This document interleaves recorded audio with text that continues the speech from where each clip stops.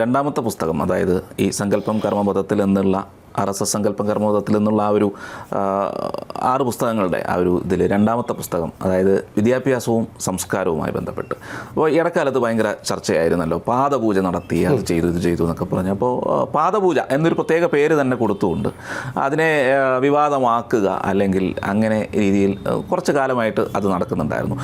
അത് വലിയ എക്സ്ക്ലൂസീവ് ന്യൂസായിട്ട് പാദപൂജ നടത്തി എന്നൊക്കെ പറഞ്ഞിട്ട് ഭയങ്കര ഒരു ന്യൂസായിട്ടൊക്കെ വിടുന്നൊരു സാഹചര്യം. അതായത് നികേതൻ്റെ സ്കൂളുകൾ. അപ്പോൾ നേരത്തെ ആദ്യത്തെ പാർട്ടിൽ പറഞ്ഞ പോലെ ചോദ്യം RSS എന്താണ് ഒരു സ്കൂളെങ്കിലും നടത്താൻ, ഈ പറയുന്ന ഹിന്ദുത്വമൊക്കെ പറയുന്നുണ്ടല്ലോ, ഈ ഒരു സംസ്കാരമൊക്കെ പഠിപ്പിക്കുന്ന ഒരു സ്കൂളെങ്കിലും തുടങ്ങാൻ RSSന് കഴിഞ്ഞോ എന്നുള്ള ചോദ്യം പലപ്പോഴും നേരിട്ടിട്ടുണ്ട്. അപ്പോൾ ഈ ഒരു വിദ്യാഭ്യാസവുമായി ബന്ധപ്പെട്ട സംവിധാനം RSS എന്ത് ചെയ്തു, സാംസ്കാരിക ഇടപെടൽ RSS എന്തൊക്കെ ചെയ്തു എന്നുള്ളതാണ് രണ്ടാമത്തെ പുസ്തകത്തിൽ നിന്നാണ് മനസ്സിലാക്കുന്നത്. അതിൻ്റെ ഒരു വിശദമായിട്ട് എന്താണ് പറയാൻ?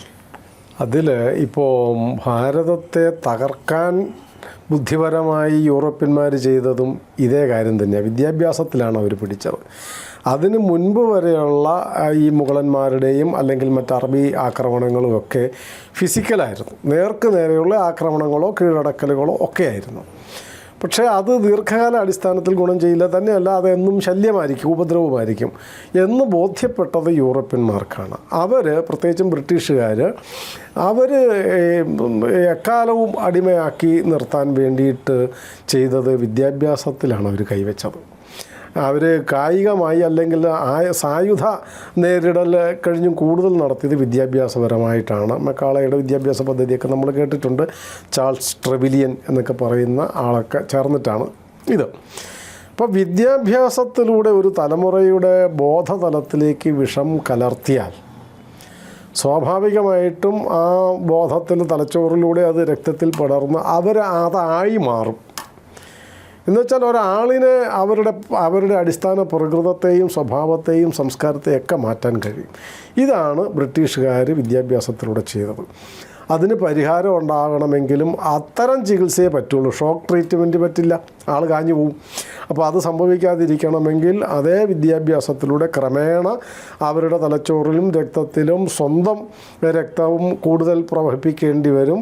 സ്വന്തം ചിന്താഗതി എന്താണ് എന്നുള്ളത് കടത്തിവിടേണ്ടി വരും. അങ്ങനെ ക്രമേണ ഈ വിഷത്തെ ദൂരീകരിച്ച് വസ്തുതയെ, സത്യത്തെ അല്ലെങ്കിൽ സ്വത്വത്തെ സന്നിവേശിപ്പിക്കേണ്ടി വരും. ആ ഒരു പ്രക്രിയ കണക്കിലെടുത്തുകൊണ്ടാണ് വിദ്യാഭ്യാസ രംഗത്ത്, വിദ്യാഭ്യാസ സാംസ്കാരിക മേഖലയിൽ, ഇപ്പോൾ മുമ്പേ തുടക്കത്തിൽ സൂചിപ്പിച്ചതുപോലെ എന്തുകൊണ്ടാണ് ഈ പാദപൂജ എന്ന് പറയുന്നത് ഒരു സംസ്കാരമാണ്.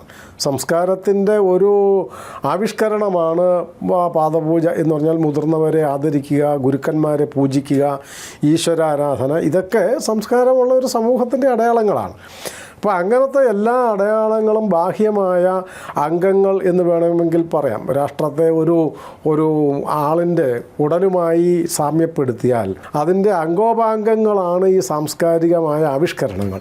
അതെല്ലാം ഛേദിച്ച് കളഞ്ഞെന്നാൽ പിന്നെ ഉടൽ മാത്രമായിട്ട് രാഷ്ട്രം നിൽക്കില്ല, ഒരു വ്യക്തി നിൽക്കില്ല എന്നതുപോലെ തന്നെയാണ് ഈ സാംസ്കാരിക കാര്യങ്ങൾ. അപ്പോൾ അത് പറഞ്ഞു കൊടുക്കുകയല്ല, അത് ജീവിതത്തിൽ പകർത്തിക്കൊണ്ടുവരണമെങ്കിൽ ഏറ്റവും നല്ല മാർഗം ഇത് തന്നെയാണ്, വിദ്യാഭ്യാസ മാർഗമാണ്. അത് സാധാരണ സ്കൂൾ വിദ്യാഭ്യാസം എന്നുള്ള നിലയ്ക്ക് മാത്രമല്ല, അതിലേറ്റവും കൂടുതൽ വിദ്യാഭ്യാസം എനിക്ക് തോന്നുന്നത് വിദ്യാഭാരതി എന്ന് പറയുന്ന ഒരു സംഘടന മുഴുവൻ ഭാരതത്തിലുണ്ട്. കേരളത്തിൽ ഭാരതീയ വിദ്യാനികേതൻ എന്ന പേരിലാണ് അറിയപ്പെടുന്നത്.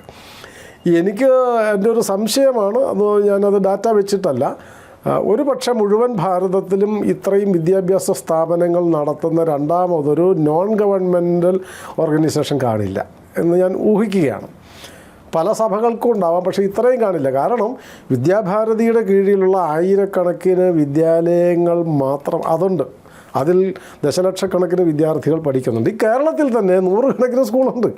കേരളത്തിൽ തന്നെ 100 കണക്കിന് സ്കൂൾ. അത് ചെറിയ നഴ്സറി സ്കൂളുണ്ട്, LP ഉണ്ട്, ഹൈസ്കൂളുണ്ട്, ഹയർ സെക്കൻഡറി സ്കൂള്. ഇപ്പോൾ ഈ പാലക്കാടാണ് ഡിഗ്രി കോഴ്സ് അടക്കമുള്ള കോളേജ് വരെയുണ്ട്.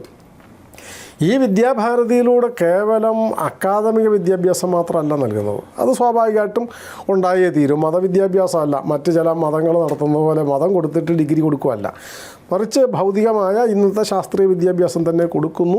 വിദ്യാഭ്യാസത്തിൻ്റെ ഭാഗമാണ് സംസ്കാരം. ഒരാൾ വിദ്യാഭ്യാസമുള്ള ആളാണെന്ന് എങ്ങനെ തിരിച്ചറിയുക?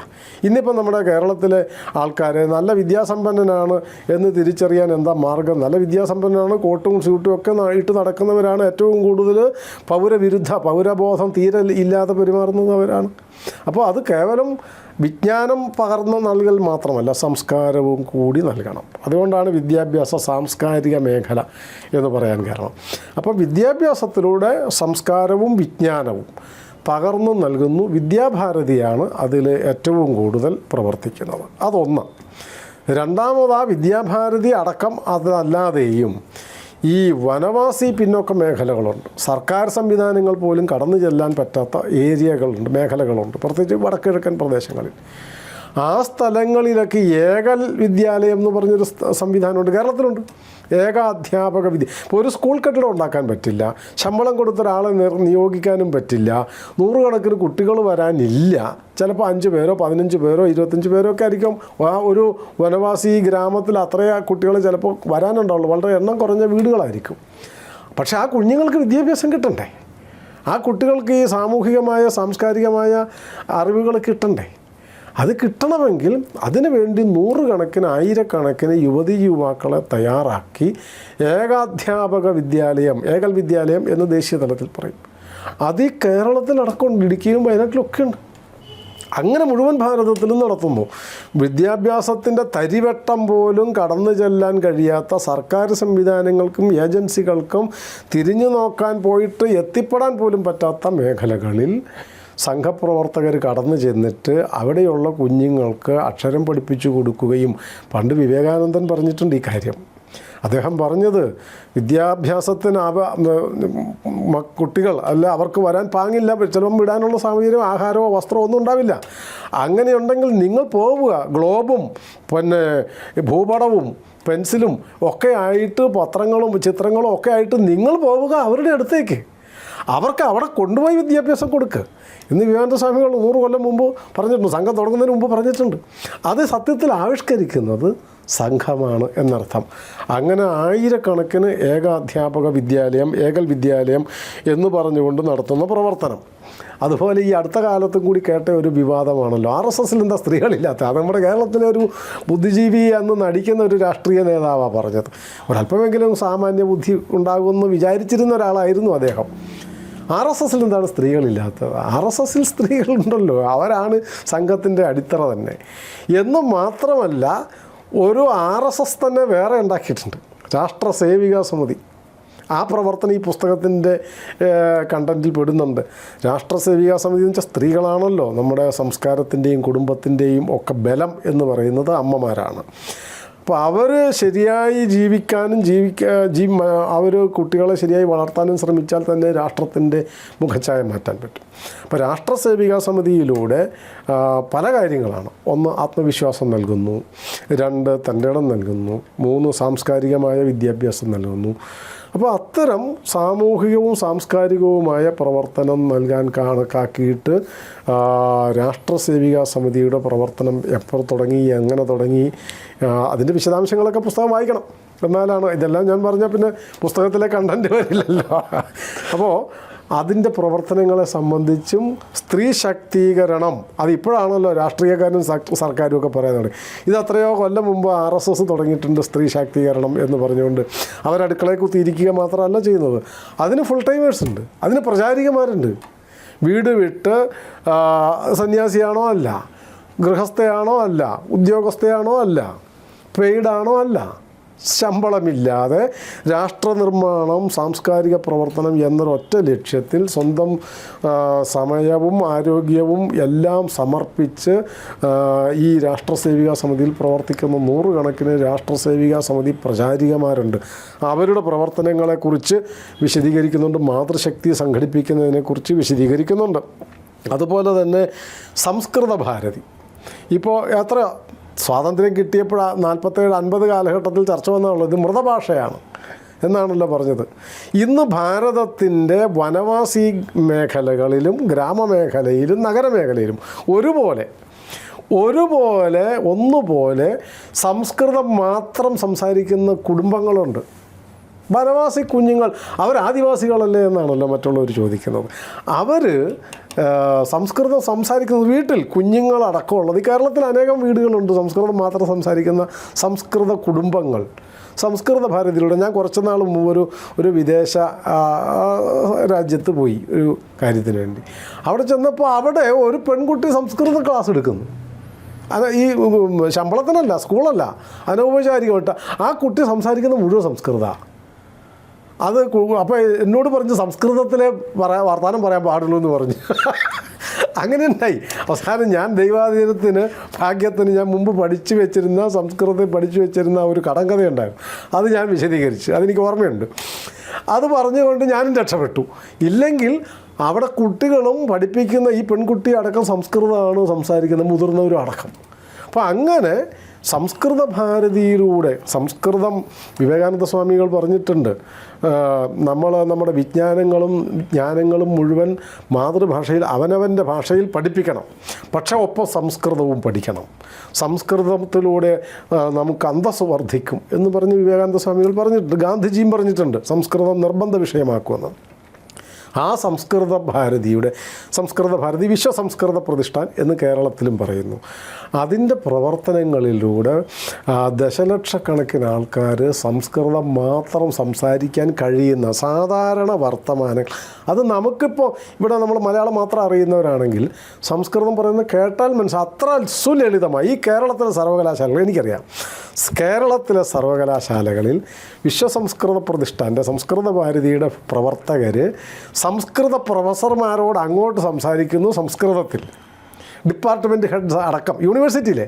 പക്ഷെ അവർക്ക് ഇങ്ങോട്ട് സംസ്കൃതം പറയാൻ അറിയില്ല, അവർ ഇംഗ്ലീഷിലാണ് മറുപടി പറയുക. കേരളത്തിൽ കാലടി സംസ്കൃത സർവകലാശാലയിൽ സംസ്കൃതത്തിൽ സംസാരിക്കുന്ന എത്ര അധ്യാപകരുണ്ടാവും? വളരെ വളരെ വിരളമാണ്. ഈ പറയുന്ന സംസ്കൃത ഭാരതിയിലൂടെ പഠിച്ചു വന്നവരുണ്ടെങ്കിൽ. അപ്പോൾ ഈ സംസ്കൃത ഭാരതിയുടെ പ്രവർത്തനം എന്താണ്, അതിലൂടെ എങ്ങനെയാണ് സംസ്കൃതം പ്രചരിപ്പിക്കാൻ കഴിയുന്നത്, എത്ര സരളമായ സംസ്കൃതമാണിത് എന്നൊക്കെ ഉള്ള തരത്തിൽ ദേശീയ തലത്തിൽ ഈ വനവാസി മേഖലകളിലടക്കം സംസ്കൃത ഭാരതി നടത്തുന്ന പ്രവർത്തനം, അതിലൂടെ സംസ്കാരം കിട്ടും, ഭാഷയിലൂടെ സംസ്കാരം കിട്ടും, ഉറപ്പാണ്. അതിൻ്റെ ഉദാഹരണങ്ങളുണ്ട്, ഞാനതിപ്പം പറയാൻ സമയം കളയുന്നില്ല, അത് ഈ പുസ്തകത്തിൻ്റെ കണ്ടൻ്റ് അല്ലാത്തതുകൊണ്ട്. ഇപ്പോൾ സംസ്കൃത ഭാരതി പ്രവർത്തനം, അതുപോലെ തന്നെ വിദ്യാഭ്യാസ മേഖലയിലെ വളരെ പ്രധാനപ്പെട്ട ഒരു വിഭാഗമാണല്ലോ അധ്യാപകർ. വിദ്യാഭ്യാസ കുടുംബം എന്നുള്ളതാണ് RSSൻ്റെ ഒരു സങ്കല്പം. വിദ്യാർത്ഥികൾ, രക്ഷകർത്താക്കൾ, അധ്യാപകർ, വിദ്യാഭ്യാസ കുടുംബം. മറ്റത് അങ്ങനെയല്ല, വിദ്യാർത്ഥികൾ പോരാടുക, ആക്രമിക്കുക, കൊല്ലുക എന്നൊക്കെയുള്ളതാണ് ഒരു കാഴ്ചപ്പാട്. അധ്യാപകരെ ആക്രമിക്കുക, കുഴിച്ചിടുക, കത്തിക്കുക, ഇതൊക്കെ കൊച്ചു എറണാകുളത്തൊക്കെ നമ്മൾ കണ്ടതാണ്. അവരെ കത്തിക്കാൻ കിട്ടിയില്ലല്ലോ, അവരിയ്ക്കുന്നിടം കത്തിച്ചാലും മതിയല്ലോ. അപ്പോൾ ഇങ്ങനെയുള്ള പ്രവർത്തനങ്ങൾ നടത്തുമ്പോൾ അതല്ല, അധ്യാപകർ വിചാരിച്ചാൽ തലമുറകളെ നശിപ്പിക്കാനും കഴിയും, അധ്യാപകർ വിചാരിച്ചാൽ അവരെ സംസ്കാര സമ്പന്നരാക്കാനും കഴിയും. അപ്പോൾ അധ്യാപക പ്രസ്ഥാനങ്ങൾ എങ്ങനെയാണ് പ്രവർത്തിക്കുന്നത്, അവരുടെ കാഴ്ചപ്പാട് എന്താണ്, അവരുടെ പ്രവർത്തനം എവിടെയൊക്കെ വ്യാപിച്ചിരിക്കുന്നു, സംഘപ്രവർത്തനത്തിൻ്റെ ഭാഗമായി അധ്യാപന രംഗത്ത് നടത്തിയിട്ടുള്ള പ്രവർത്തനങ്ങളും അത്തരം കാര്യങ്ങൾ, ഇവിടെയെല്ലാം വിശദാംശങ്ങൾ ഈ ഗ്രന്ഥത്തിൻ്റെ ഉള്ളടക്കമാണ്. അതുപോലെ ഞാൻ മുമ്പ് പറഞ്ഞ ഗ്രാമപ്രദേശങ്ങളിലെ വിദ്യാഭ്യാസ പ്രവർത്തനം, വനവാസി ഗ്രാമങ്ങളിലെ വിദ്യാഭ്യാസ പ്രവർത്തനം, അവിടെ പഠിക്കാൻ കഴിയാത്തവരെ നാട്ടിൽ കൊണ്ടുവന്ന് പഠിപ്പിച്ച് വിടുന്നുണ്ട്. എത്രയോ ആയിരം, കുറേ ആൾക്കാരെ ഞാൻ കണ്ടിട്ടുണ്ട്, നേരിട്ടുണ്ട്, കേരളത്തിൽ കണ്ടിട്ടുണ്ട്. മറ്റ് സ്ഥലങ്ങളിൽ നിന്ന് കൊണ്ടുവന്ന് പഠിപ്പിച്ച് മിടുക്കരാക്കി അവർ സ്വന്തം നാട്ടിൽ പോയി ജീവിക്കുന്നവരും ഉദ്യോഗം നടത്തുന്നവരൊക്കെ ഉണ്ട്. അതുപോലെ ഇപ്പോൾ ഇവിടെ കേരളത്തിൽ തന്നെ ഞാനൊരു ഉദാഹരണം പറഞ്ഞെന്നാൽ വട്ടവട, ഇടുക്കി ജില്ലയിലെ ഒരു പ്രദേശം വട്ടവടയിൽ പണ്ട് ഒരു ഉരുളുപൊട്ടലുണ്ടായി 88-ലോ 89-ലോ. ഈ കോട്ടയത്ത് നിന്ന് അന്ന് ഞാൻ ചങ്ങനാശ്ശേരിയിൽ പ്രവർത്തിക്കുക, ചങ്ങനാശ്ശേരിയിൽ നിന്ന് പാലാ ഡോക്ടർ ചിദംബരനാഥിൻ്റെ നേതൃത്വത്തിലൊക്കെ, അന്ന് സംഘാലയം അദ്ദേഹത്തിൻ്റെ നേതൃത്വത്തിൽ രാത്രി ജീപ്പ് എടുത്ത് അവിടെ പോയി പിന്നീട് അവിടെ നടത്തിയ പ്രവർത്തനങ്ങളുണ്ട്, അത് വേറെ. അവിടെ നിന്ന് കുട്ടികളെ ഇവിടെ എറണാകുളത്ത് കൊണ്ടുവന്ന് പഠിപ്പിച്ചിട്ടുണ്ട്, ഇപ്പോഴും തുടരുന്നുണ്ടത്. ഞാൻ ഈ കഴിഞ്ഞ ദിവസം വരിക. അപ്പോൾ ഈ പ്രവർത്തനങ്ങളൊക്കെ ഈ രണ്ടാമത്തെ സാംസ്കാരിക വിദ്യാഭ്യാസ മേഖലയിലെ പ്രവർത്തനങ്ങളെക്കുറിച്ച് വിശദീകരിക്കുന്നിടത്തുണ്ട്. ഭാരതത്തെ അറിയുന്ന തലമുറയുണ്ടായാലേ ഭാരതത്തെ സ്നേഹിക്കുന്ന തലമുറയുണ്ടാവും. നിങ്ങൾ ഒരു കാര്യത്തെ സ്നേഹിക്കുക, ഇഷ്ടപ്പെടുക എന്നങ്ങനെ കുത്തിയാലൊന്നും ഉന്തി മരം കയറ്റിയാൽ നെഞ്ചു പൊളിയും എന്നേ ഉള്ളൂ. അതിന് പകരം ഇത് ഞാൻ സ്നേഹിക്കേണ്ടതാണ്, എൻ്റെ രക്ഷ ഭാരതത്തിൻ്റെ രക്ഷയിലാണ് എന്ന ബോധ്യം ഇന്ന് കാശ്മീരം മുതൽ കന്യാകുമാരി വരെ ഈ പറയുന്ന വടക്ക് പടിഞ്ഞാറൻ വനവാസി മേഖലകൾ തൊട്ട് ഇങ്ങ് ഗുജറാത്തിൻ്റെ തീരം വരെയും ഉള്ള പ്രദേശങ്ങളിൽ കോടാനുകോടി വിദ്യാർത്ഥികൾ ദേശീയ ബോധമുള്ളവരായി മാറി, ഇന്ന് അവർ പൗരന്മാരായി മാറി, രാഷ്ട്രനായകരായി മാറിയിട്ടുണ്ടെങ്കിൽ RSSൻ്റെ വിദ്യാഭ്യാസ പ്രവർത്തനത്തിൻ്റെ ഒരു പ്രധാന പങ്കാണ് അതിൻ്റെ കാരണം എന്നറിയേണ്ടത്. അതിൻ്റെ ഒരു സംക്ഷിപ്തവും സമഗ്രവും ആയ ഉള്ളടക്കമാണ് ഈ പുസ്തകത്തിലുള്ളത്.